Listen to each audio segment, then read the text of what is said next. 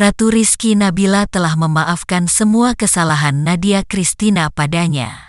Meski sempat merasa marah, ia justru legawa membuka pintu maafnya pada Nadia. Padahal sebelumnya, istri kedua Al Fathir itu telah beberapa kali melontarkan kata-kata kasar. Ratu juga mengatakan bahwa semuanya kini saling memaafkan satu sama lain.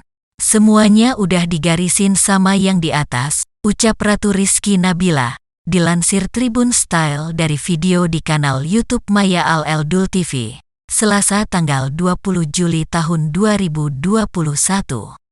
Aku mau marah tapi udah lewat juga. Kalau aku maafin Alfat doang, berarti enggak adil buat kakak, imbuhnya. Jadi aku harus legowo untuk dua-duanya karena enggak adil untuk kakaknya. Kalau aku maafin Alfat, beber Ratu.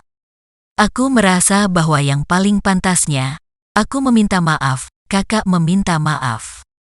Jadi semuanya udah meminta maaf, lanjutnya lagi.